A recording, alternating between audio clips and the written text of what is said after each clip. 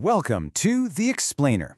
So let's talk about something painful. You've built a product. You know it's great. But when you try to explain it, people just get this glazed over look in their eyes. Sound familiar? Well, today we're jumping into April Dunford's Obviously Awesome to figure out why that happens and, more importantly, how to fix it. And it all comes down to something called product positioning. I mean, it's a problem so many of us have faced, right? You've poured your heart and soul into building something amazing. You think it's super simple, super clear. But then you get in front of a potential customer and nothing. Just blank stares. They're confused.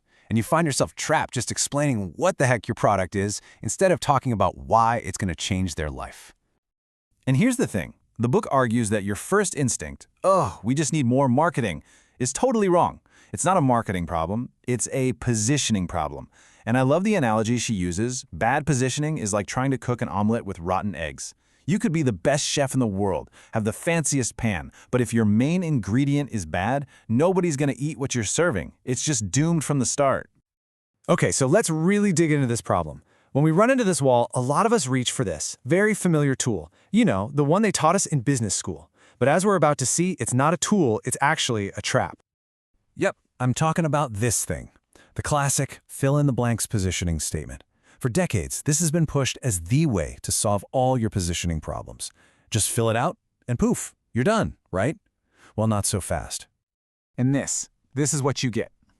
The book shares this brilliant, real-world example from her time at IBM, and it just perfectly shows the problem.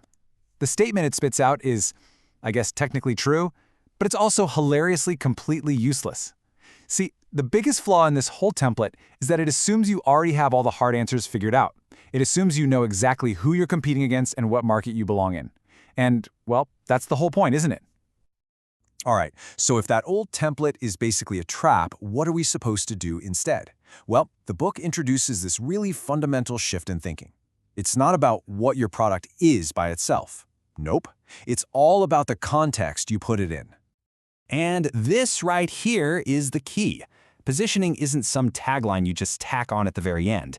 It is the frame you deliberately build around your product. You're setting the scene so that a customer, in a split second, gets why they should even care. To really drive this home, the book brings up this amazing real-life experiment with the world-class violinist Joshua Bell. Okay, so in a fancy concert hall, people are happily shelling out hundreds of dollars for a ticket to hear him play. But then, he takes the exact same violin, plays the exact same incredible music, but does it in a busy subway station. And what happens? Almost everyone just walks right by. The product, his music, was identical. The only thing that changed was the context. And that right there changed everything about its perceived value. Or, hey, think about this simple baked good. If you position it as a dessert, well, now it's up against cakes and pies. But call that same thing a muffin. Position it as a breakfast item, and suddenly its competitors are donuts and bagels. The product itself didn't change one bit, but just by shifting the context, you've changed the competition, the price, the channel, you've changed the entire business. And that really is the goal here. You don't just have to accept the default context people put your product in. Your job is to deliberately, strategically choose the one frame of reference where your unique strengths aren't just a little better, they're completely obvious. You become the no-brainer choice for your perfect customer. Okay, so we get the why, that's awesome. Now let's talk about the how.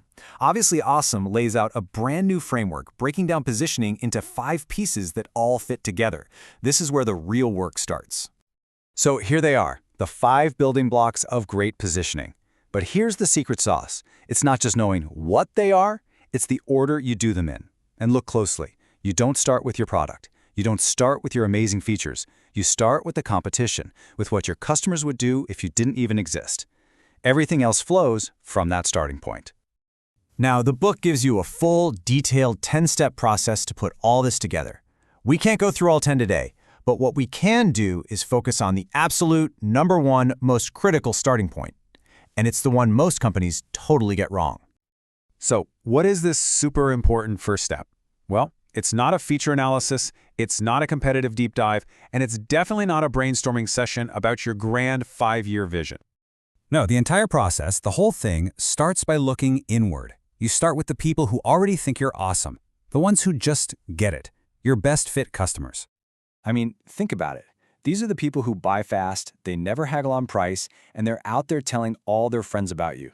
They aren't just satisfied customers, they're true fans. And they hold all the secrets. They're the ones who can tell you what your product's real value is, and maybe more importantly, they can show you the context where that value shines the brightest.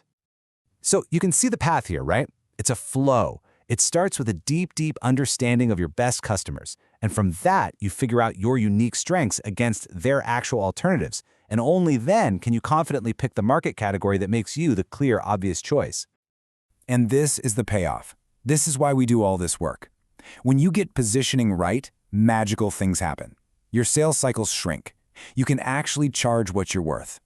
And you start building this incredible base of customers who don't just use your product, they absolutely love it and can't imagine their lives without it. So let's wrap up with this. The question you should be asking yourself isn't what's our messaging or what's a clever tagline. The most powerful question you can possibly ask is this: what is the context that makes our value obviously awesome?